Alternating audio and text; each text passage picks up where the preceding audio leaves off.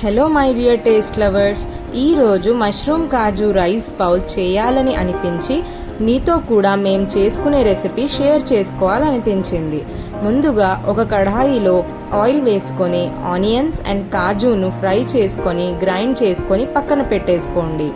అలాగే మష్రూమ్స్ కూడా ఫ్రై చేసుకొని పెట్టుకోండి. తరువాత అదే కడాయిలో కొంచెం ఆయిల్ వేసుకొని చాప్ చేసిన ఆనియన్స్ని లైట్ పింకిష్ కలర్ వచ్చే వరకు ఫ్రై చేసుకోండి. తరువాత జింజర్ గార్లిక్ పేస్ట్ యాడ్ చేసి కాసేపు ఫ్రై అవ్వనివ్వండి. గ్రైండ్ చేసి పెట్టుకున్న ఆనియన్ కాజు పేస్ట్ని వేసి 2 to 5 minutes కుక్ అవ్వనివ్వండి. తరువాత టొమాటో ప్యూరే వేసి చక్కగా కలిపేసి కాసేపు 2 to 3 minutes లిడ్ క్లోజ్ చేసి పెట్టేయండి. ఇప్పుడు అందులో ఫ్రై చేసిన మష్రూమ్స్ వేసి టేస్ట్కి సరిపోయేంత సాల్ట్, తగినంత మిర్చి పౌడర్, గరం మసాలా అండ్ జీరా ధనియా పౌడర్ వేసి కలిపి లిడ్ క్లోజ్ చేసి 3 to 5 minutes కుక్ అవ్వనివ్వండి. లిడ్ తీసి కసూరి మేథి అండ్ కొత్తిమీర యాడ్ చేసి ఒకసారి కలుపుకొని లాస్ట్కు కొత్తిమీరతో గార్నిష్ చేసుకోండి.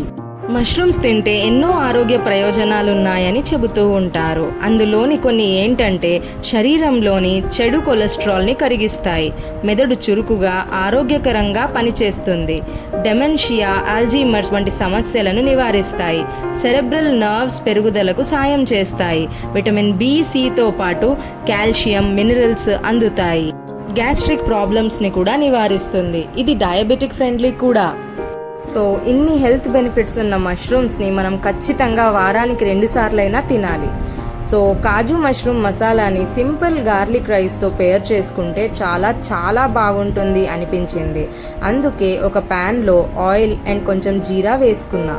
జింజర్ అండ్ గార్లిక్ను పేస్ట్ చేసుకోకుండా కోర్స్లీ గ్రైండ్ చేసుకొని ఇందులో యాడ్ చేసుకోవడమే. జస్ట్ 2 minutes అయ్యాక అందులో ఆల్రెడీ బాయిల్ చేసి పెట్టుకున్న అన్నం ఇందులో యాడ్ చేసి కొంచెం జీరా పౌడర్ అండ్ పెప్పర్ పౌడర్ వేసి చక్కగా కలుపుకోవాలి. దాంతోపాటు పుదీనా లీవ్స్ అండ్ కొత్తిమీర లీవ్స్ వేసి బాగా కలుపుకొని దించేయండి. ఇంకేముంది, వీటిని సర్వ్ చేసుకోవడమే. ఇంకా కావాల్సినట్టు సర్వ్ చేసుకోండి. నేనైతే రైస్ బౌల్ లాగా చేసుకున్నాను. టేస్ట్ మాత్రం చాలా బాగుంది. నేను నా వర్డ్స్లో చెప్పలేను. ట్రై చేసి చూడండి.